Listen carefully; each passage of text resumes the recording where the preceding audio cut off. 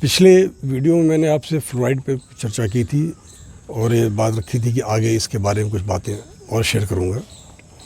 साथियों, हम जब भी कोई भोजन ग्रहण करते हैं, कोई भी चीज़ ग्रहण करते हैं, सबसे पहले वो हमारे मुंह में जाता है और वहाँ जब भी हम उसको खाते हैं तो उसके एक साथ साथ सलाइवा आता है, फिर उसको हम काफ़ी देर तक च्यू करते हैं, काफ़ी देर तक उसको चबाते हैं। उसको चबाने के पश्चात फिर वह भोजन धीरे धीरे हमारे आमाशय की तरफ जाता है। कितनी भूख लगी हो और खूब भूखे अगर आप हों तो प्राय आपने देखा होगा कि जैसे ही हम मुंह में रख के खाना शुरू कर दें, तुरंत हमारे शरीर में ऊर्जा का संचार प्रारंभ हो जाता है।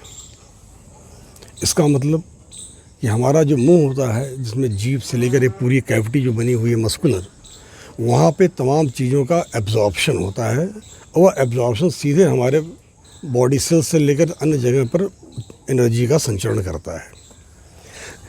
तो यदि हम अच्छा पदार्थ खाएंगे, अच्छी चीज़ मुंह में रखेंगे, तो निसंदेह वो हमारे शरीर में जो एब्जॉर्प्शन होगा यहाँ से, वो शरीर में एक बलवर्धक तथा ऊर्जावर्धक होगा।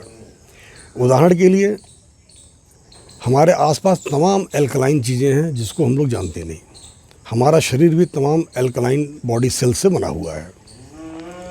उदाहरण के तौर पे यदि आप तरबूज लें, पाइनएप्पल लें, यहाँ तक कि नारियल का पानी, ये सब शुद्ध एल्कलाइन वाटर का सबसे बड़ा संग्रहण है।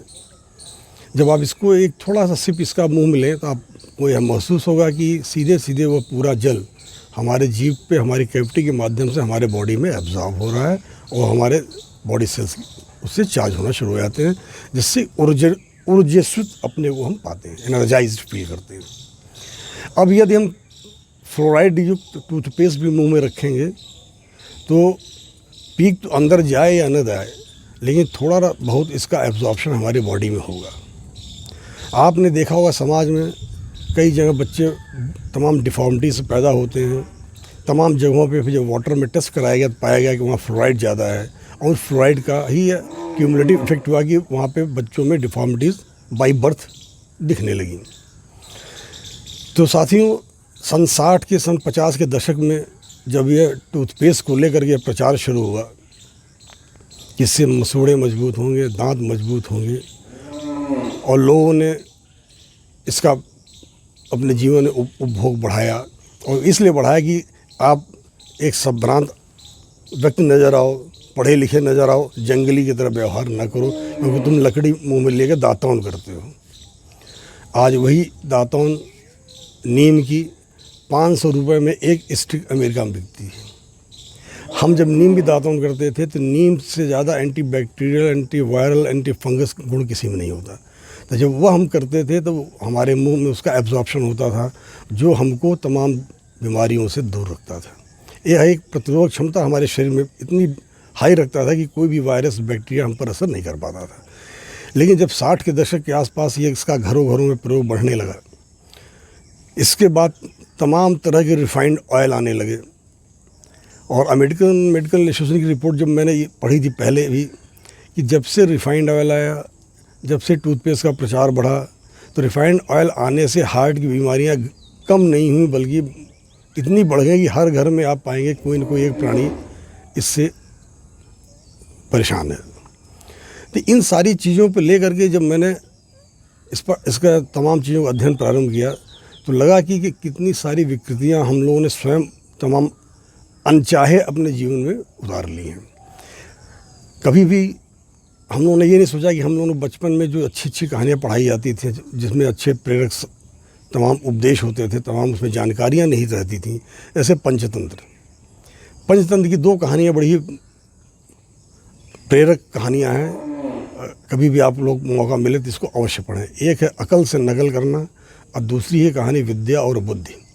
कदाचित लगभग 2000 वर्ष पूर्व आचार्य विश्व शर्मा ने यह कहानियाँ राजा उद्दालक के बच्चों को सुनाई थी, जो इनके बच्चे बहुत ही दुष्ट प्रवृत्ति के थे, जिनका पढ़ाई लिखाई में ज़रा मन नहीं लगता था, और राजा परेशान था कि बच्चे कैसे उसके राज्य को संभालेंगे, तो कोई एक अच्छा शिक्षक मिले जो उनको वो शिक्षा दे सके। तो उन्होंने कहानियों के माध्यम से, जिसमें पशु पक्षी होते थे, उनके माध्यम से संदेशात्मक गुणात्मक ज्ञानवर्धक उन रोचक कहानियों को सृजित किया, उनको बच्चों को सुनाना शुरू किया। अब अकल से नकल करना कि बच्चा जब पैदा होता है तो माँ की गोद में ही सबसे पहले उसका अक्षर ज्ञान होता है, क्योंकि माँ के ही निरंतर वह संपर्क में रहता है और निरंतर उसकी संरक्षा में रहता है। माँ अपने बच्चे को सबसे पहले अक्षरबोध कराती है माँ का, जिससे से माँ बनता है, क्योंकि सबसे आसान से तो वैज्ञानिक रूप से भी माना गया है कि माँ का उच्चारण सबसे सरल होता है।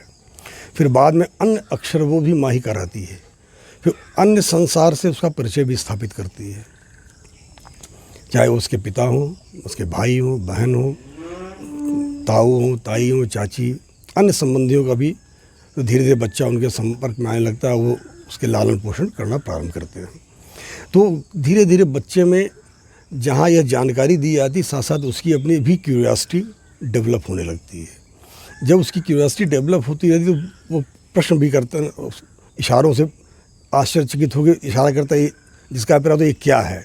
तो लोग कहते हैं, को खिलौना लाते हैं, कहते बेटा एक कार है, तो बच्चा धीरे धीरे कार बोलना सीखता है, या अन्य आसपास के वातावरण में उसके जो भी चीज़ें हों उनके बारे में जानकारी लेने का वो चेष्टा करता है, लोग उसको सिखाते भी हैं। इन्हीं सारी क्यूरियोसिटी के साथ ही वह बच्चा विद्यालय में जाता है। जब विद्यालय में जाता है तो वहाँ एक अच्छा गुरु उसको मिलता है, जो उसकी इस क्यूरियोसिटी को और भी इनकरेज करता है और उसको और उसके परिष्करण करता है, उसका परिवर्धन करता है, परिमार्जन करता है उसका, और उसको करते हुए उसके साथ उसका कॉन्शियस लेवल उसको इंक्रीज कर देता है। जब यह कॉन्शियस लेवल इंक्रीज कर जाती है तो उसकी बुद्धि के साथ वह कॉन्शियस मिल करके विवेक के रूप में जागृत हो जाता है, तो फिर उसकी जो बुद्धि है वो विद्या में परिवर्तित हो जाती है। ये इन दोनों कहानियों जब आप मिला के पढ़ेंगे उसका सार इतना ही है।